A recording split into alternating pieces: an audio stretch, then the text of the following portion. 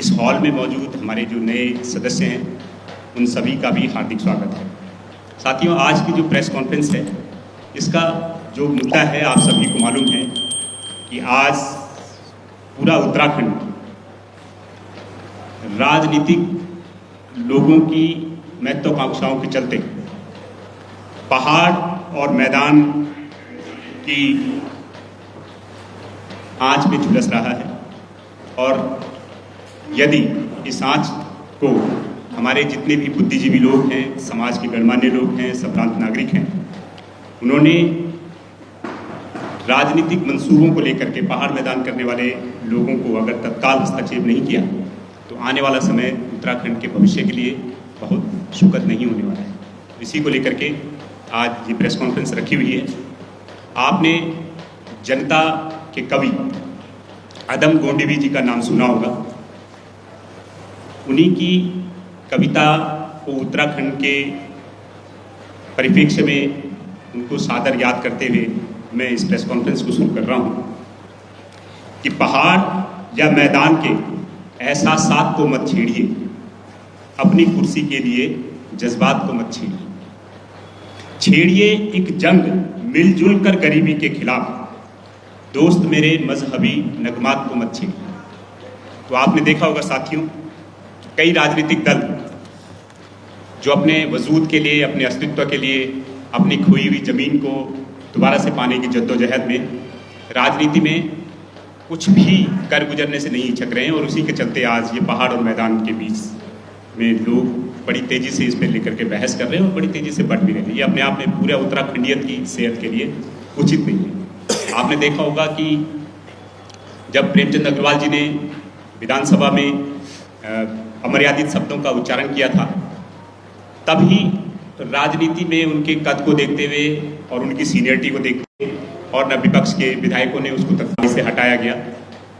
लिहाजा इसको लेकर के विरोध तेज होने लग गया और समय रहते उनसे मांग भी की गई। राष्ट्रवादी रीजनल पार्टी के कार्यकर्ताओं ने भी उनका पुतला फूंका था और उनसे ये मांग की थी। तब तक यही मांग की थी कि आप तत्काल माफ़ी मांगें पूरे पर्वतीय समाज से। लेकिन उन्होंने कुर्सी के अहंकार के चक्कर में और अपने स्वभाव के चलते पर्वतीय समाज से माफ़ी नहीं मांगी, जिसके कारण उन्हें अपनी कुर्सी से हाथ धोना पड़ा। अगर वो तत्काल माफ़ी मांग लेते तो मुझे लगता है कि इस मामले का वहीं पटाक्षेप हो चुका होता। और आज जिस तरीके से मेरे ख्याल से पुतले फूके जाने का रिकॉर्ड उनके नाम पे दर्ज हुआ उत्तराखंड के इतिहास में, उसके चलते उनको अपनी कुर्सी भी गंवानी पड़ी। लेकिन हमें लगता है और पूरे उत्तराखंड के जितने भी बुद्धिजीवी हैं वो सभी लोग इस बात को समझते हैं कि उनके इस्तीफे के साथ ही इस चैप्टर को क्लोज कर दिया जाना चाहिए था। लेकिन उनके इस्तीफे के बाद एक नई तरीके की पहाड़ और मैदान को लेकर के चर्चाएं और जो तमाम बहस शुरू हो रही हैं। आप देख रहे होंगे कि आए दिन सोशल मीडिया में भी आप देख रहे हैं कि लोग गलत काम कर रहे हैं, पुलिस वाले उन्हें रोक रहे हैं या कोई कानूनन रूप से उनको गलत ठहराया जा रहा है तो वो वहाँ पे भी पहाड़ मैदान की बात कर दे रहे हैं। तो ये अपने आप में दुर्भाग्यपूर्ण है और इसके लिए कांग्रेस भी बराबर की दोषी है, जिन्होंने पिक एंड चूज करते हुए केवल प्रेमचंद अग्रवाल जी का मामला उठाया। लेकिन कांग्रेस के कुछ विधायकों ने जब मैदानी समाज के लिए अपशब्दों का प्रयोग किया तो उनके खिलाफ कोई कार्रवाई, कोई आवाज़ नहीं उठाई। यहाँ तक कि उत्तराखंडियत की बात करने वाले जितने भी कांग्रेस के बड़े लीडर्स हैं उन्होंने भी अपनी पार्टी का होने के चलते इस पर चुप्पी साध दी। इसी के चलते इसी की परिणति आप देख सकते हैं कि उनके तत्काल इस्तीफे के बाद जो एक वर्ग प्रेमचंद अग्रवाल जी के समर्थन में खड़ा हो गया और वो उनके भ्रष्टाचार के मामलों को भुला दिया। उन्होंने अंकिता भंडारी के मामले में क्या कहा, वीआईपी को एक कमरा ठहरा दिया, अपने निजी सगे संबंधियों को विधानसभा से लेकर के और दूसरे विभागों में नौकरियां दे दी। इसके अलावा वन भूमि कब्जा करके जो है रिजॉर्ट वगैरह बनवा दिए। लेकिन उनके भ्रष्टाचार, उनके इतिहास को भूल करके वो लोग उनके प्रेमचंद अग्रवाल जी के समर्थन में सिर्फ इसलिए खड़े हो गए कि वो उनकी बिरादरी के।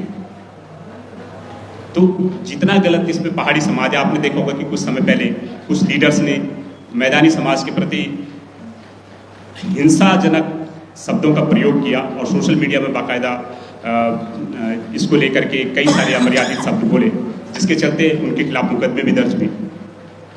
तो साथियों, जितना गलत हमारे पर्वतीय समाज को लेकर के, पर्वतीय समाज को पोलराइज, ध्रुवीकृत करने को लेकर के कुछ राजनीतिक दल, कुछ संगठन राजनीति कर रहे हैं और पूरे मैदानी समाज के लिए अपशब्दों का प्रयोग कर रहे हैं, हिंसाजनक शब्दों का प्रयोग कर रहे हैं। ये जितना गलत है उतना ही गलत है कि जितने आज कई समाज और कई महासभाएं और कई सभाएं पर्वतीय समाज के लिए भी अनाप शनाप शब्दों का प्रयोग कर रही हैं। तो हमारा पूरा उत्तराखंडी समाज से, जो उत्तराखंडियत को लेकर के जो लोग जीते हैं, जो लोग कोशिश करते हैं, उन सभी से यहाँ पर उनकी भूमिका के लेकर के आज ये आह्वान भी है कि आप लोग आएँ, आगे आएँ, समाज के जितने गणमान्य लोग हैं, जितने संभ्रांत नागरिक हैं, आगे आएँ और अपने अपने संपर्क, अपने अपने संबंधों को लेकर के आप जितने जल्दी हो सके इस आग को बुझाने का काम करें। जो लोग इस तरीके की राजनीति करते हैं, चाहे वो आपकी बिरादरी के हों, चाहे दूसरे की बिरादरी के हों, चाहे किसी भी समाज से ताल्लुक़ रखते हो, किसी भी सभा, महासभा, राजनीतिक दल से ताल्लुक़ रखते हो, आप तत्काल उनको एड्रेस करिए। और आप सम्मानित मीडिया के माध्यम से भी मैं निवेदन करना चाहूँगा कि इस तरीके के लोगों को सिर्फ टीआरपी के लिए, सिर्फ 2 व्यूज़ के लिए, सिर्फ मीडिया में सुर्खियाँ इसके सिर्फ इसलिए मत बनाइए कि इसको लोग देखना पढ़ना चाहते हैं। इन शब्दों की, इस तरीके की जज्बातों की कहीं भी जगह नहीं होनी चाहिए, ना तो मीडिया में और ना समाज में। तो इस तरीके के लोगों को हर तरीके से हतोत्साहित किए जाने की ज़रूरत है। अगर हम आज ऐसे राजनीतिक लोगों का साथ देंगे तो कल इस आग में सभी लोग जुड़ सकेंगे। ये उत्तराखंड, आप जानते हैं कि अगर पूरा इतिहास उठा के देखा जाए तो एक टाइम था कि जब तत्कालीन सांसद भी केवल हरिद्वार को उत्तराखंड से अलग करने के वादे के साथ उनको हरिद्वार में सांसद बना दिया गया। लेकिन तब से लेकर के हम लोगों ने विकास को लेकर के काफ़ी दूरी तय कर दी है। आज बजट के मामले में, विकास के मामले में उत्तराखंड हिमाचल से आगे, यहाँ का पर कैपिटा इनकम से लेकर के, यहाँ के बजट का आकार से लेकर के हर चीज़ में आज हिमाचल से आगे है। जबकि हिमाचल हमसे कितने साल पहले बन गया था आप जानते हैं। उत्तराखंड बहुत तेज़ी से प्रोग्रेस कर रहा है। हमारे जो मैदानी क्षेत्र के लोग कभी इस बात पे राजनीति करते थे कि भाई हमें उत्तराखंड में शामिल नहीं होना, आज उनको बोल दिया जाए कि भैया आप क्या यूपी में शामिल होंगे, तो वो लोग कोई भी यूपी में शामिल नहीं होना चाहता। आप देख सकते हैं कि यूपी से लगी हुई जो सड़कें हैं, हमारे जो मैदानी जिलों के क्षेत्र हैं जो यूपी से लगे हुए हैं, उनके विकास में आज वो हमारे उत्तराखंड से बिजली की लाइनें लेते हैं, वहाँ पे बिजली के पोल हमारे उत्तराखंड से लेते हैं। जैसे ही आप क्रॉस करते हैं बहुत सारे बॉर्डर्स, तो आपको सड़कों का अंतर दिख जाता है, विकास का अंतर दिख जाता है, रोजगार का अंतर दिख जाता है। तो इसलिए उत्तराखंड उस दौर को पीछे छूट चुका है। और आज 24 साल बाद अगर हम कुछ राजनीतिक दल, कुछ सभाएं, कुछ संगठन सिर्फ अपनी राजनीति के लिए पहाड़ और मैदान की खाई को दोबारा से पुनर्जीवित करने का, गड़े मुद्दे उठाने का प्रयास करेंगे, तो इन चीज़ों को हर हद तक, हर स्तर पर जो है हतोत्साहित किए जाने की ज़रूरत है। ऐसे लोगों को जरा भी इंटरटेन किए जाने की जरूरत नहीं है। इसी बात को लेकर के आज प्रेस थी। और मेरे अगर किसी साथी का कोई सवाल है उस पर भी आप सब प्लीज वेलकम। सिमर जी, जो पहाड़ ट्रेन की जो प्रोजेक्ट है, इसकी शुरुआत की है खुद मंत्री प्रेमचंद अग्रवाल जी।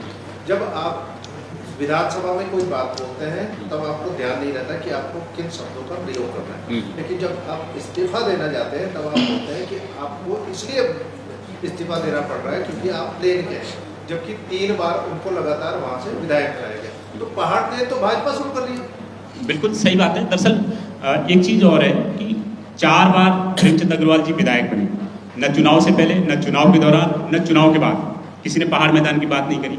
उनके किसी 4 बार के चुनाव में किसी ने भी नहीं कहा। जो लोग उनके समर्थन में बिना सोचे समझे खड़े हो गए, जिन्होंने उनके भ्रष्टाचार से लेकर के कोई मुद्दा नहीं देखा, और जो लोग बोल रहे थे कि हम 100 साल से यहाँ रह रहे हैं, तो उन्हीं को पूछा जाना चाहिए कि भाई 100 साल से जब आप लोग यहाँ रह रहे हैं तो किसी ने कभी आपके साथ पहाड़ मैदान की बात करी?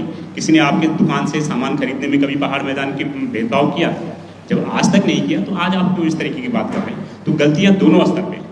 अगर प्रेमचंद अग्रवाल जी भ्रष्टाचारी नहीं होते, अगर उनके गलत इंटेंशन समय समय पे उजागर नहीं हुए होते और वो तत्काल माफ़ी मांग लेते, तो मुझे लगता है कि पहाड़ के लोग, तमाम उत्तराखंड के लोग इसको स्लिप ऑफ टंग कह करके भी क्षमा कर देते कि यार आजकल तो हर कोई जुबान स्लिप ऑफ टंग हो ही जाता है। आज की डेट में तो इस तरीके के वर्ड यूज़ करना स्लैंग हो गया है, मुंह से निकल ही जाते हैं। तो ऐसे कह करके, भूल कह करके भी क्षमा किया जा सकता है। लेकिन जिस तरीके से उन्होंने एरोगेंसी दिखाई और समय के साथ साथ ये आक्रोश बढ़ता रहा, जिस तरीके से फिर दूसरे पक्षों की ओर से भी काउंटर आने लगे, तो उसको लेकर के ये झगड़ा बढ़ा और ये वैमनस्य बढ़ा, जिसके चलते उनको अपनी कुर्सी भी गंवानी। तो क्या ये जो अब जो पहाड़ से विरोध देखने को मिल रहा है, इसको हम ये ना माने कि ये तो क्रिया की प्रतिक्रिया हो रही है? इसको कहा जाना चाहिए कि भाई उत्तराखंड एक पर्वतीय बाहुल्य राज्य है। तमाम जिले इसमें 2-3 जिलों को छोड़ करके बाकी सारे जिले पर्वतीय हैं और इस पर्वतीय क्षेत्र के विकास की मुख्य धारा में पिछड़ जाने के कारण ही जो है अलग राज्य उत्तराखंड की मांग की गई थी। तो इसलिए माना जा सकता है कि भी क्रिया की प्रतिक्रिया है, लेकिन जब क्रिया की प्रतिक्रिया वाली बात होती है तो उसमें भी कई सारे लोगों को आगे आना चाहिए इस बात को लेकर के कि उनके इस्तीफे के साथ ये चैप्टर क्लोज हो जाना चाहिए। अब अगर आप हर किसी के प्रतिष्ठान में जाओगे, मैदानी क्षेत्र के लोगों को टारगेट करोगे इसके लिए, तो मुझे लगता है कि आज की डेट में ये उत्तराखंड के लिए उचित नहीं है, क्योंकि उत्तराखंड एक जनरल राज्य है। हमें बाकायदा बल्कि इसके कानूनी पक्षों के लिए लड़ाई लड़नी चाहिए। इस राज्य के पर्वतीय क्षेत्रों को जनजाति क्षेत्र में घोषित करने की मांग करनी चाहिए, उसके लिए संघर्ष करना चाहिए। पूरे उत्तराखंड को ओबीसी में घोषित करने के लिए मांग की जा सकती है। तो ऑटोमेटिकली कानून से हम लोग गवर्न हो जाएंगे। यहाँ की जल जंगल जमीन बचेंगी, यहाँ के लोगों को मूल निवास का लाभ मिलेगा, यहाँ के लोगों को भू कानून का लाभ मिलेगा। लेकिन जब तक हम लोग इसको शेड्यूल 5 में दर्ज नहीं कराते उत्तराखंड को, जब तक इस उत्तराखंड के पर्वतीय जिलों को हम लोग जनजाति क्षेत्र घोषित नहीं करते, तब तक ये जनरल स्टेट है। और जनरल स्टेट में उसकी काफ़ी कुछ सीमाएं कानून के अंतर्गत होती है। और इस तरीके से अगर हम दूसरे के प्रतिष्ठानों में जा करके उनके साथ अमर्यादित आचरण करेंगे तो मुझे लगता है कि फिर कानून आड़े आएगा, और कानून अगर इस तरीके की कार्रवाई करेगा तो इससे कानून के कारण जो है ये चीज़ें और ज़्यादा खराब होने की संभावना है। तो इसलिए समय रहते हमें समझदारी का परिचय देते हुए इस आग को उनके इस्तीफे के साथ ही खत्म कर देना चाहिए। और इस सबसे बड़ी बात जो है इसमें लड़ाई क्या है कि कांग्रेस ने पहाड़ मैदान के मामले में जिस तरीके से प्रेमचंद अग्रवाल के इस्तीफे को आतिशबाजी करी, मुझे लगता है कि वो भी एक काफ़ी बड़ा चढ़ा के किया जाने वाला कार्य था। अब जिस तरीके से उन्होंने अपने पार्टी के विधायकों के खिलाफ कोई कार्रवाई नहीं करी, उनको संबंधित पदों से नहीं हटाया, तो कांग्रेस का ये जो अप्रोच है ये भी एक गलत था। और सबसे बड़ी बात है कि भाजपा का भी एक बड़ा सिरदर्द है। भाजपा के लिए बड़ी आसान राजनीति है कि किसी तरीके से पब्लिक को हिंदू और मुस्लिम में ही पोलराइज करके रखा जाए। अब ये पहाड़ और मैदान का एक अलग डायमेंशन क्रिएट हो रहा है, तो ये भी भाजपा के लिए एक चुनौती की बात है।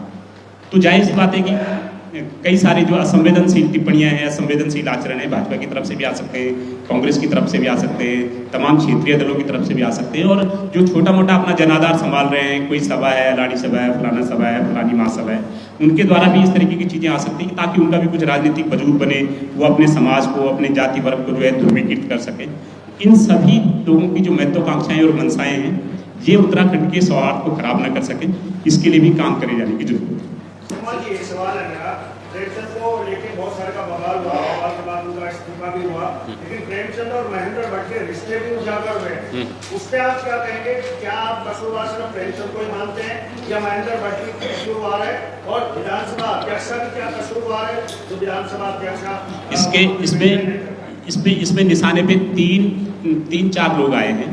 वही मैं कह रहा हूँ कि जिन्होंने भी प्रेमचंद अग्रवाल का विरोध किया, उन्होंने सिर्फ प्रेमचंद अग्रवाल का विरोध नहीं किया। तो प्रेमचंद के अग्रवाल के पक्ष में खड़े होने वाले लोगों को ये भी देखना चाहिए था कि जिन्होंने भी प्रेमचंद अग्रवाल का विरोध किया, जिन्होंने भी प्रेमचंद अग्रवाल जी के पुतले फूंके, उन्होंने रितु खंडूरी की भी बराबर भर्त्सना की, उन्होंने महेंद्र भट्ट की भी बराबर निंदा की, उन्होंने सुबोध उनियाल को भी बराबर टारगेट में लिया।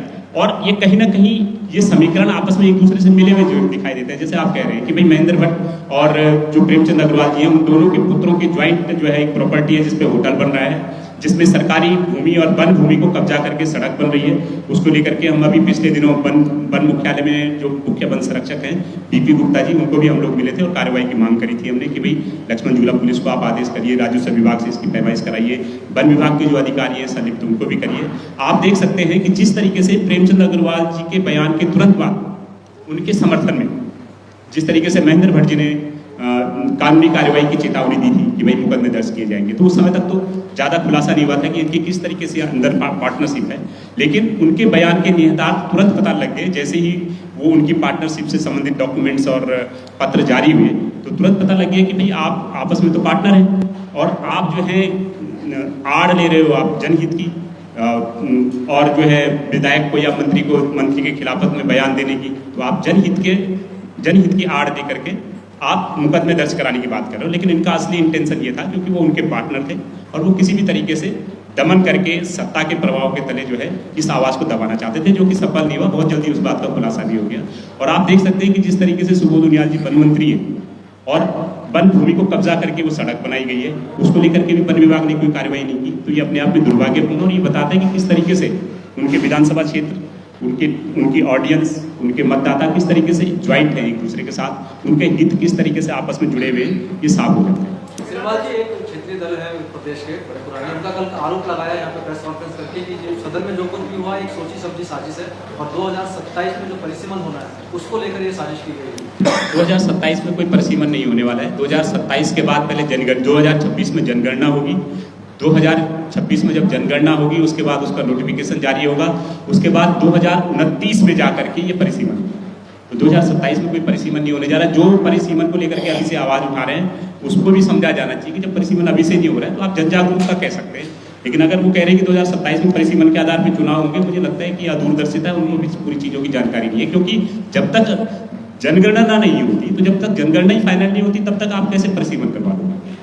श्रीमान जी, एक मेरा अंतिम सवाल ये है कि आपसे इस प्रेमचंद वाले मामले को लेकर के कई लोग सड़कों पर थे, लेकिन जिस तरह से भारतीय जनता पार्टी के प्रदेश अध्यक्ष का बयान आता है, आप लोग भी प्रदर्शन कर रहे थे, विरोध कर रहे थे, उनका यह बयान आता है कि जो लोग प्रदर्शन कर रहे हैं वो सड़क छाप है। इस विषय में क्या है? इस तरीके की शब्दावली एक सांसद, एक भाजपा प्रदेश अध्यक्ष के से बिल्कुल भी अपेक्षा नहीं की जा सकती। लेकिन जिस तरीके से पुराने बयान उनके आते रहे हैं कोरोना के टाइम से लेकर के, अपनी विधानसभा में कार्यकर्ताओं से लेकर के, तो आप समझ सकते हो कि ये सिंपल ऐसे ही है कि कोई अयोग्य आदमी उसके बाद तुरंत दूसरे जो कांग्रेस के उनके लीडर्स हैं उनकी भी उस बात पर टिप्पणी आ गई, उस बात पर भी जो है उनकी प्रतिक्रिया आई। ये अपने आप में दुर्भाग्यपूर्ण है और जनता को अगर इस तरीके के शब्दों का अगर आप उच्चारण करेंगे तो जाहिर सी बात है कि इसका खामियाजा आपको अपने चुनाव क्षेत्र में भुगतना पड़ेगा। आप राज्यसभा में जा सकते हो, लेकिन जनता के बीच जाकर के वोट पाना इस तरीके के बयानों के बाद, इसका खामियाजा उन्हें भुगतना भी पड़ा कि जिससे उन्हें चुनाव में हार का मुंह देखना पड़ा। नहीं थमता है मुद्दा, तो क्या स्टैंड रहेगा आपकी पार्टी का? देखिए, हम लोगों ने ये प्रेस आज इसीलिए की कि इस तरीके के मुद्दों को कुछ राजनीतिक दल और कुछ जन संगठन सिर्फ और सिर्फ अपने स्वार्थ के लिए, अपनी घृणित राजनीति के लिए, अपना जनाधार पाने के लिए उकसा रहे हैं। इस तरीके से उकसावे में हर किसी लोग को, चाहे वो किसी भी जाति धर्म वर्ग से हो, किसी भी क्षेत्र से हो, किसी भी समुदाय से हो, उन सबको बचना चाहिए। और जितने भी जिम्मेदार लोग हैं, ओपिनियन मेकर लोग हैं समाज में जिनकी बात सुनी जाती है, उनको भी इस बात में आगे आने की जरूरत है कि ताकि समय रहते उत्तराखंड को इस तरीके की नफरत की आग में झुलसने से बचाया जा सके। जी, प्रेमचंद अग्रवाल वाला मामला हो, ऋषिकेश का प्रकरण हो या आज तक का जो मामला हो, 57 क्षेत्रीय दल है पुरस्कार, लेकिन कोई भी एक दल ऐसा नहीं है जिसके बैनर तले इस तरह की कोई कार्यक्रम हो। छोटे छोटे लोगों ने ये कार्यक्रम करे हैं। श्रीमान जी, क्या कारण आप मानते हैं कि इतने दल होने के बावजूद भी कोई नेतृत्व तो नहीं कर पाया इस पूरी अगुवाई का? इसका मेन कारण क्या है? ये जाहिर सी बात है कि जनता के बीच में उनका जनाधार नहीं है, लोग उनसे जुड़े हुए नहीं है, और कोई भी राजनीतिक पार्टी उनसे जुड़े हुए लोगों के कारण ही जानी जाती है। और मैंने देखा है कि जितने भी 57 राजनीतिक दल आप कह रहे हैं, उनमें अधिकांश राजनीतिक दलों का कोई अस्तित्व ही नहीं रह गया, कहीं धरातल पे वो लोग दिखते नहीं हैं। कारण कुछ भी हो सकता है, लेकिन आज की डेट में जनता के बीच में वो लोग नहीं हैं। अगर जनता के बीच में उनका कुछ होता तो कुछ ना कुछ जिम्मेदारी वो लोग समझते हैं और कुछ ना कुछ जनता में अपना जनाधार पाने के लिए या समाज के प्रति अपने उत्तरदायित्व समझाने के लिए या पालन करने के लिए वो लोग आगे आते हैं। लेकिन अगर उनकी कहीं भी भागीदारी नहीं दिखी है तो इसका सीधा सीधा सा मतलब है कि आज वो लोग कहीं भी अस्तित्व में नहीं है। उत्तराखंड में एक उत्तराखंड स्वाभिमान मोर्चा भी बनाया आपका यात्राओं पे, उस पर थोड़ा सा छाएंगे कि क्या आपको लगता है उनसे उम्मीदें हैं योगी ऐसे ही? बिल्कुल बिल्कुल, ये बहुत बेहतरीन शुरुआत है और किसी भी राजनीतिक दल की शुरुआत ऐसी ही होती है। और मेरी अपील भी है कि जितने अधिक लोग हैं, जितने भी लोग भाजपा और कांग्रेस की राजनीति से तंग आ चुके हैं, उनको इस तरीके की शुरुआत से जुड़ना चाहिए, इस तरीके की शुरुआत का हमेशा स्वागत करना चाहिए। और इस मोर्चे से जितने भी जुड़े हुए लोग हैं, चाहे मास्टर जी हैं, चाहे बॉबी कुमार जी हैं, चाहे लुसुन भाई हैं, चाहे मोहित डिमरी जी हैं, या जितने भी चेहरे इसके साथ जुड़े हुए हैं, चाहे त्रिभुवन चौहान जी हैं, वो सब लोग अपनी जनता के लिए अपनी आवाज़ उठाने के लिए पहले से जाने जाते हैं। उन लोगों का संघर्ष पहले से ही जनता देख रही है। अगर ऐसे लोग एकजुट होकर के कोई मोर्चा बना रहे हैं तो मुझे लगता है कि आने वाले समय में जितने भी, मैं तो कहता हूँ कि जितने भी राजनीतिक दल हैं और इवन ऑफ की कांग्रेस, क्योंकि वो एक मुख्य विपक्षी पार्टी है, कांग्रेस को भी आगे आना चाहिए और इस तरीके की एक सामूहिक प्रयास का स्वागत करना चाहिए। सारे राजनीतिक दलों को मिलकर के, जितने भी विपक्ष के दल हैं, उन सब लोगों को जनता के मुद्दे पे एक होना चाहिए। मैं तो कहता हूँ कि कांग्रेस को भी उसके साथ आना चाहिए, सारे राजनीतिक दलों को आना चाहिए, ताकि जितनी विपक्ष की आवाज़ मजबूत होगी उतना सरकार को हम लोग जनता के प्रति ज़्यादा जवाबदेह बना सकेंगे, जनता के प्रति उनकी जिम्मेदारी। कांग्रेस को बड़े भाई की तरह सबको गले लगाना चाहिए और नहीं, भाजपा से लड़ने की बात नहीं कह रहे, हम कह रहे हैं कि जन विरोधी जितनी नीतियां हैं, जितनी सरकारें अपने काम के प्रति पूरा करने में, अपने घोषणा पत्रों के जो अपने संकल्पों को पूरा करने में 3 साल हो गए आज असफल साबित हुए हैं, उस पर आवाज़ उठा सकते हैं मिलकर के। भाई अगर 10 लोग यूकेडी के हैं, 10 लोग रीजनल पार्टी के हैं, 10 लोग जन मोर्चा के हैं, 10 लोग किसी और के हैं, 10 लोग कांग्रेस के हो जाएं, तो मुझे लगता है कि हम सरकारों को ज़्यादा जवाबदेह बना सकते हैं। आज की डेट में बहुत सारे ऐसे मुद्दे हैं, बहुत सारे ऐसे मसले हैं जो अभी तक हल नहीं हुए हैं। अभी फीस वृद्धि का मामले ले लो, स्कूलों में मनमानी फीस बढ़ोतरी हो रही है, लेकिन कोई बोलने को तैयार नहीं है इसमें। हिंदू मुस्लिम करवा लो, सब सड़कों पे आ जाएंगे, पहाड़ मैदान करवा लो, सब यहाँ आग लगा देंगे, लेकिन जो एक्चुअल मुद्दे हैं उन पर कोई बोलने को तैयार नहीं है। इस तरीके के जो मामले हैं, भ्रष्टाचार को लेकर के आप देख ही रहे, रोज आय से अधिक संपत्तियों के मामले में तमाम मिनिस्टर्स घिरे हुए हैं, लेकिन हम उनको घेरने के बजाय अगर आपस में लड़ेंगे या सरकार से मित्र विपक्ष की भूमिका निभाएंगे तो मुझे नहीं लगता है कि हम लोग ज़्यादा बेहतर काम कर पाएंगे। सेवा जी, एक आपने सवाल उठाया कि इनकम कैपिटा में उत्तराखंड के लोग ज़्यादा आगे हैं, सड़कें ज़्यादा बेहतर होगी, तो क्या समझा जाए आपके इस बयान को? सरकार की तारीफ कर रहे हैं या सरकार से? देखिए, ये केवल अभी 3 साल की सरकार की तारीफ नहीं है, ये पूरे उत्तराखंड ने जो 24 साल का सफर तय किया है, उसमें वो सारे सरकारी कर्मचारी हैं, उसमें सारे स्टार्टअप शामिल हैं, उसमें सारे उद्योगपति शामिल हैं, उसमें सारे कुटीर उद्योग, स्वरोजगार, सारे लोग शामिल हैं, हर एक आदमी, उसमें शेयर मार्केट में इन्वेस्ट करने वाले भी शामिल हैं। तो मैं कह रहा हूँ कि हर एक आदमी जो अपनी खुशहाली के लिए काम करता है वो कलेक्टिव वे में राज्य की खुशहाली के लिए कंट्रीब्यूट करता है। धन्यवाद।